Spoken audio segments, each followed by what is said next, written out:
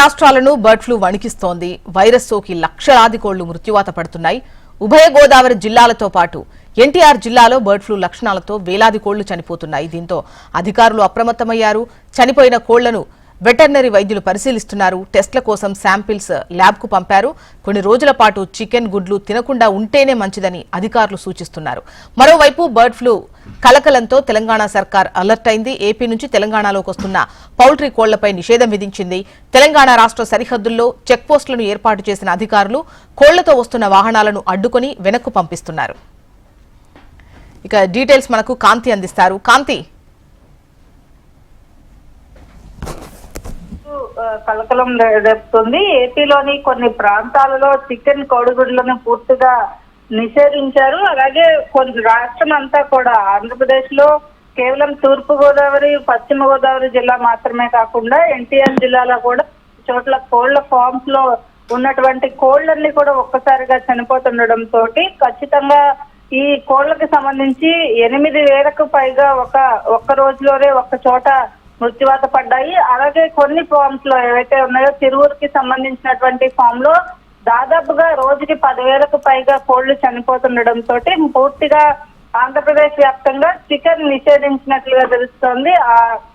ఇంకొన్ని రోజుల పాటు అంటే ఏదైతే ఈ టెస్ట్ కి సంబంధించి చికెన్ కోళ్లు చనిపోవడానికి సంబంధించి టెస్ట్ లో ఇది బర్డ్ ఫ్లూగా నిర్ణయించారు. అయితే ఈ నేపథ్యంలో వలస పక్షుల నుంచి ఈ బర్డ్ ఫ్లూ వచ్చినట్లుగా ఈ చనిపోయిన కోళ్ల నుంచి స్వాబ్స్ పరీక్షలు ఏదైతే డాక్టర్స్ చేశారో దానికి సంబంధించి వలస పక్షుల నుంచి ఈ ఫ్లూ అనేది కోళ్లకు అంటుకుంది అన్నట్లుగా డిసైడ్ చేశారు. ఈ నేపథ్యంలో రెడ్ జోన్ గా కొన్ని ప్రాంతాలను కూడా ప్రకటించడం జరిగింది. అయితే కోళ్లకు సమీపంలో ఉన్నటువంటి ఎవరైతే ఉన్నారో వాళ్ళందరికీ కూడా టెస్టులు చేయాలని కూడా నిర్ణయించడం జరిగింది. అయితే ప్రభుత్వం హెచ్చరికలు కూడా జారీ చేయడం జరిగింది. ఎక్కడ కూడా చికెన్ కి సంబంధించి ఏదైతే పూర్తిగా తెలుగు రాష్ట్రాల్లో బర్డ్ ఫ్లూ ఎక్కడైతే ఎక్కువగా ఉందో ఆ ప్రాంతాల్లో చికెన్ పూర్తిగా నిషేధించాలని చెప్పింది. అదే కాకుండా చచ్చిపోయిన బర్డ్స్ ఏదైతే హెన్స్ చనిపోయాయో వాటిలన్నింటినీ కూడా తాకకుండా ఉండాలని కూడా వార్నింగ్ కూడా ఇవ్వడం జరిగింది. బర్డ్ ఫ్లూ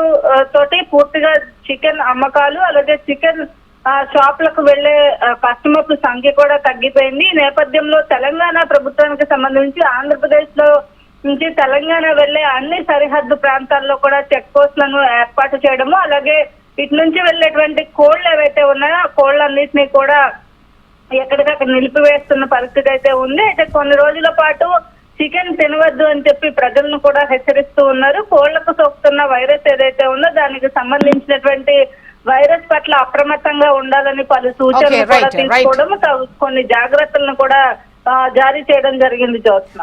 రైట్ కాంతి, మొత్తానికి 2 తెలుగు రాష్ట్రాలను కూడా బర్డ్ ఫ్లూ వణికిస్తోంది. అయితే దీంతో తెలంగాణ ప్రభుత్వం అలర్ట్ అయింది. లక్షలాది కోళ్లు బర్డ్ ఫ్లూతో మరణించడంతో పౌల్ట్రీ కోళ్లకు సంబంధించి ఏపీ నుంచి వస్తున్నటువంటి కోళ్లను నిషేధించినట్లుగా తెలుస్తోంది. సరిహద్దుల్లో ఎక్కడికక్కడ వాహనాలను తనిఖీ చేసి వెనక్కు పంపిస్తున్నట్లుగా సమాచారం. ఖమ్మం నుంచి రవికిరణ్ మనకు మరిన్ని వివరాలు అందిస్తారు. రవికిరణ్.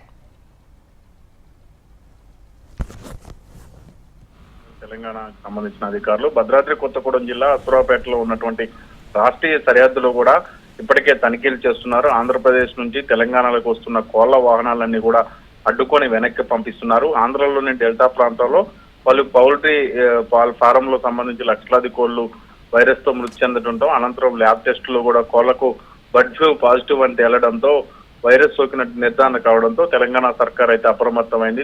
తెలుగు రాష్ట్రాల సరిహద్దుగా ఉన్నటువంటి ప్రాంతాల్లో అయితే కట్టుదిట్టమైన తనిఖీలు కూడా చేస్తున్నారు. ఆంధ్ర నుంచి కోళ్లు తెలంగాణలోకి అనుమతించవద్దని ఇప్పటికే ఉత్తర్వులు జారీ చేసిన నేపథ్యంలో రాష్ట్ర వ్యాప్తంగా 24 చెక్ పోస్టులు ఏర్పాటు చేయగా అసురాపేటలో రవాణా శాఖ తనిఖీ కేంద్రం వద్ద ఆర్టీఐ సిబ్బంది సహా పశుసంవర్ధక శాఖ సిబ్బంది కూడా ఆంధ్ర నుంచి తెలంగాణలోకి రవాణా వస్తున్నటువంటి కోళ్ల వాహనాలను అడ్డుకొని తిరిగి ఆంధ్రాకి పంపించేస్తున్నారు. వైరస్ పూర్తిగా నశించిన అనంతరం ప్రభుత్వం నుంచి ఉత్తర్వులు వచ్చే వరకు కూడా ఆంక్షలు అమల్లో ఉంటాయని అధికారులు చెప్తున్నారు.